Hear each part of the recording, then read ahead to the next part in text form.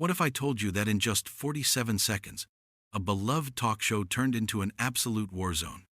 In less than a minute, Prince Harry went from smiling guest to furious enemy, launching into a shocking attack on Graham Norton that left the audience gasping and the host red-faced with anger. What started as friendly banter exploded into the most dramatic meltdown in talk show history, ending with Harry being kicked off the set in disgrace.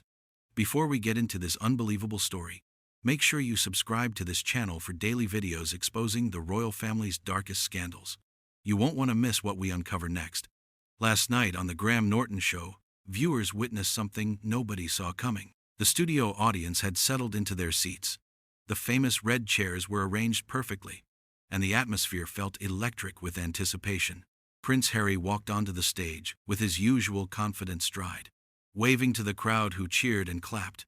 He wore a crisp navy suit and that familiar smile that had charmed millions around the world. Graham Norton, always the perfect host, stood up to greet him with open arms and his trademark Irish warmth. "Welcome, welcome, so lovely to have you here," Graham said, gesturing to the chair beside him. The audience applauded again as Harry sat down, crossing his legs and settling in. "Thanks for having me, Graham," Harry said, his voice calm and relaxed. "Always a pleasure to be here." Graham leaned back in his own chair, holding his cards with the interview questions. "Now, you've been in the news quite a bit lately. How are you finding life these days?" Harry's smile flickered just slightly. "You know, Graham, life is good. Really good. I'm finally living my truth, you know? Being authentic." "Authentic," Graham repeated, nodding slowly. "That's a word we hear from you quite often, isn't it?" Something in Graham's tone made a few audience members shift in their seats. Harry's eyebrows raised slightly. "Well, yes. Because it's important. Being true to yourself is important." Graham tapped his cards against his knee. Of course. And part of being authentic for you has involved quite a lot of talking. Books, interviews, documentaries, podcasts. You've certainly found your voice." Harry laughed, but it sounded a bit forced. "I suppose I have. When you've been silenced for so long, you have a lot to say." "Silenced," Graham said, and there was definitely something sharp in his voice now. "That's interesting. Because from where I'm sitting, and I think from where most people are sitting, you've actually been talking non-stop for about 3 years now." The audience went quiet. You could hear someone cough in the back row. Harry's smile vanished completely. "I'm sorry, what?" Graham leaned forward, his friendly demeanor cracking just a bit. "I'm just saying, Harry, for someone who claims they were silenced, you've given more interviews than most celebrities do in a lifetime. Book tours, streaming documentaries, newspaper exclusives. At what point does it stop being about finding your voice and start being about something else?" Harry's face started to redden. "Are you seriously questioning my motives right now, after everything I've been through?" "I'm not questioning anything," Graham said calmly. "I'm simply making an observation. You talk about privacy, but then you share the most intimate details of your life on camera. You talk about wanting to be left alone, but then you court publicity at every turn. It's a bit confusing for those of us watching, don't you think?" The temperature in the room seemed to drop. Harry uncrossed his legs and sat up straighter. "Graham, you have no idea what it's like to grow up in that family. The pressure, the scrutiny, the complete lack of freedom." "You're right. I don't know what that's like," Graham agreed. "But I do know what it's like to watch someone repeatedly throw their family under the bus on international television while claiming to want peace and privacy. That's something we can all see clearly." A few audience members gasped. One person near the front muttered, "Oh my God," loud enough for the microphones to pick up. Harry's hands gripped the armrests of his chair. "Throw them under the bus? I've been telling my truth, my experience." Graham's voice remained steady, but there was steel underneath it now. "Your truth, yes. But here's the thing about truth, Harry. It's not just your truth that matters. There are other people involved in these stories. Your brother, your father, your grandmother who passed away. They have their truth too, but they're not running around giving paid interviews about it, are they?" Harry stood up suddenly, his chair scraping loudly against the floor. "Don't you dare bring my grandmother into this." "Sit down, Harry," Graham said firmly. "You came on this show, onto my stage, and you're going to hear what I have to say." Harry remained standing, his chest heaving. I thought this was supposed to be a friendly interview. It was supposed to be an honest conversation, Graham shot back, standing up as well now. Something you claim to value so much, honesty. So let's be honest. You've made millions, actual millions of pounds, talking about how terrible your family is. You've written a book where you shared private conversations, private moments, things that should have stayed private. You've accused them of racism, of cruelty, of all sorts of terrible things on the world stage, and yet you somehow still play the victim. The audience was completely silent now. Every eye was fixed on the two men facing each other. Harry's voice shook with anger. They were cruel. They were racist. I have every right to speak about what I experienced. And they have every right to defend themselves. But they don't, do they? Graham's voice was rising now, too.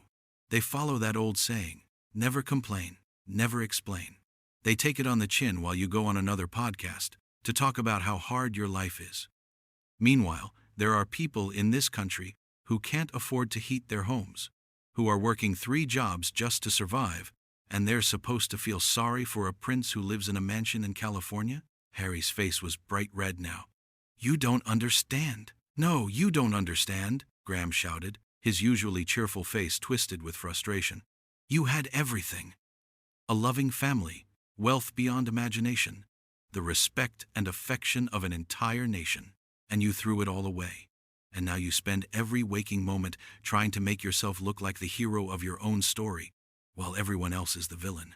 They made my life hell, Harry screamed back. You weren't there. You don't know what happened behind closed doors. Graham stepped closer, pointing his finger. Neither does anyone else, Harry. That's the point. We only have your version of events, told through your filter, designed to make you look good and them look bad. And conveniently, the people you're accusing are bound by duty and protocol not to respond. How brave of you to attack people who can't fight back. Harry's hands were clenched into fists at his sides. I'm not attacking anyone. I'm standing up for myself. By tearing down everyone around you? Graham's voice echoed through the studio. Your brother, who you grew up with, who stood beside you at your mother's funeral. You've reduced him to a villain in your story. Your father, who walked your wife down the aisle when her own father couldn't, you've painted him as some kind of monster. For what? For money? For sympathy? For revenge? You have no right to judge me, Harry yelled, his voice cracking. No right at all. I have every right, Graham said coldly. I'm a taxpayer in this country. My money paid for your security, your education, your privileged lifestyle. And now I have to watch you go on television and spit on the institution that gave you everything while you pocket millions doing it. So, yes, Harry, I have the right to judge you. The audience didn't know what to do. Some people looked uncomfortable. Others were leaning forward with their mouths open. One woman in the 3rd row had her hand over her mouth. Harry looked around wildly, as if searching for support, but found none. This is unbelievable, Harry muttered. Absolutely unbelievable. What's unbelievable? Graham continued, his voice dripping with contempt. Is that you thought you could come on this show and peddle the same victim narrative without being challenged? Did you think I was just going to sit here and nod along while you trash your family again? Did you think I was going to let you play the poor misunderstood prince while the rest of us are supposed to feel sorry for you? Harry's voice turned nasty. At least I have the guts to speak my truth.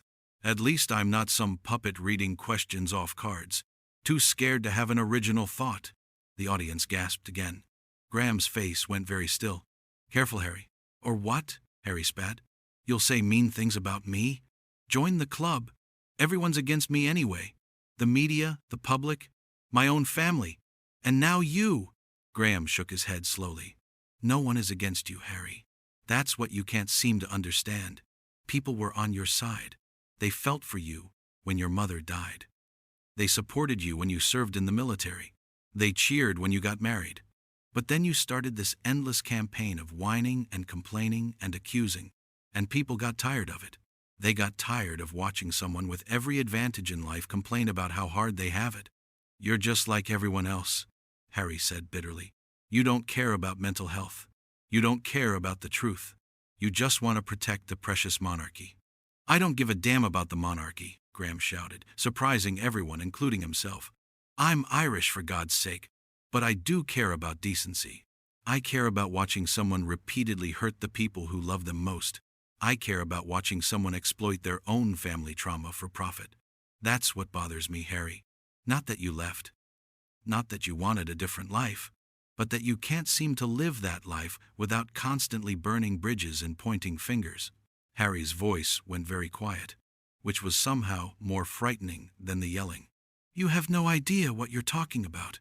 Then enlighten me, Graham challenged. Tell me one thing, just one thing, that justifies the way you've behaved. Tell me why the world needed to know about your private conversations with your brother. Tell me why you had to share details about your family that should have stayed private. Tell me why you deserve sympathy when you're worth millions and living in paradise, while complaining about the people who gave you everything. Harry's jaw clenched. I don't have to explain myself to you. Then why are you here? Graham demanded. Why did you come on this show? To promote another project? To tell another story about how mistreated you are? What's the point, Harry? When does it end? It ends when I say it ends, Harry yelled.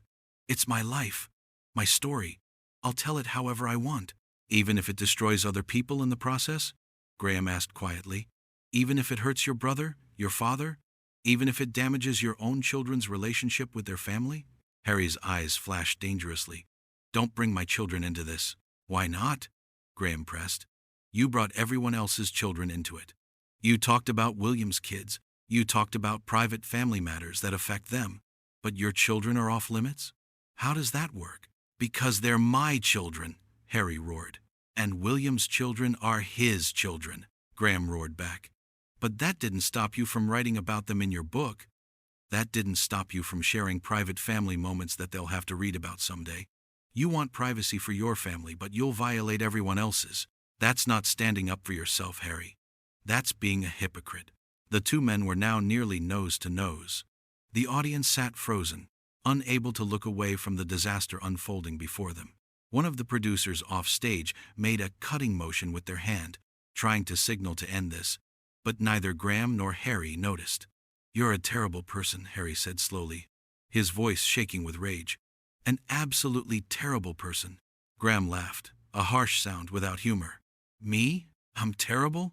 I'm not the one who wrote a book exposing my brother's private moments. I'm not the one who went on television to call my family racist without providing any real details.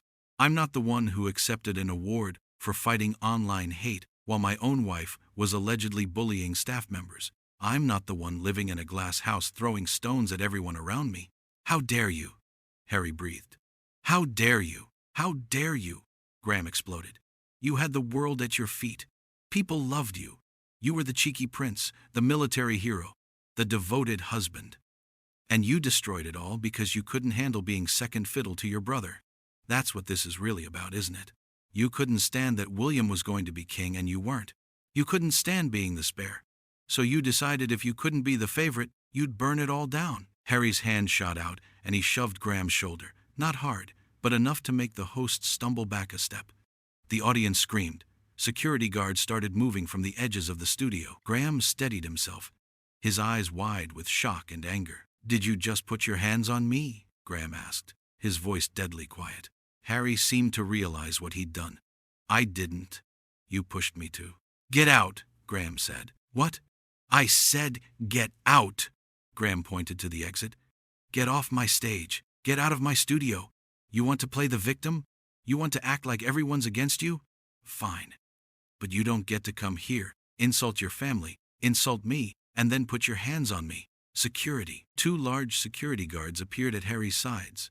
Harry looked around wildly, his face a mixture of rage and panic. You can't do this. I'm a prince. You're nothing, Graham shouted. You gave up being a prince when you left.